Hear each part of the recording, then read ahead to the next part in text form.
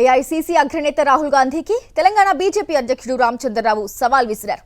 రాహుల్ గాంధీకి దమ్ముంటే తెలంగాణలో చంద్రోంకి గూంజ్ పెట్టాలని ఆయన ఛాలెంజ్ చేశారు. ఎన్నికలకు ముందు కాంగ్రెస్ పార్టీ యూత్ డిక్లరేషన్ ఇచ్చి అధికారంలోకి వచ్చాక విస్మరించిందని విమర్శించారు.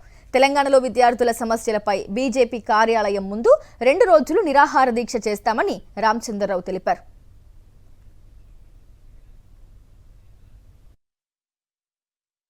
రాహుల్ గాంధీ గారికి లెటర్ రాశాను.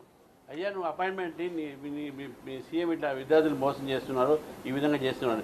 నేను రాహుల్ గాంధీ ఒకటే కోరుతున్నాను, నువ్వు అక్కడెక్కడ పెట్టడం నీ ప్రభుత్వంలో మా ప్రభుత్వం దగ్గర పెట్టడం కాదు, నీ ప్రభుత్వంలో పెట్టు. నువ్వు ఛాత్రోకి హైదరాబాద్లో దమ్ముంటే రాహుల్ గాంధీ గారిని నేను హెచ్చరిస్తున్నాను.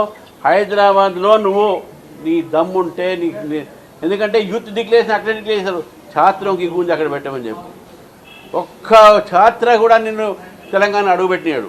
ఈరోజు తెలంగాణలో ఉన్న యువత, తెలంగాణలో ఉన్న విద్యార్థులు ఈ కాంగ్రెస్ పార్టీ నైజం తెలుసుకున్నారు, రాహుల్ గాంధీ నైజం తెలుసుకున్నారు, డిక్లరేషన్ చేశారు. డిక్లరేషన్ చేసి మర్చిపోయారు, అధికారంలో వచ్చారు మర్చిపోయారు.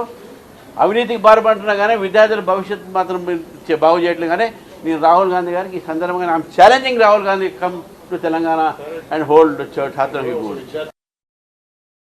మరిన్ని అప్డేట్స్ కోసం ఛానల్ ను సబ్స్క్రైబ్ చేయండి. నోటిఫికేషన్స్ కోసం బెల్ ఐకాన్ పై క్లిక్ చేయండి.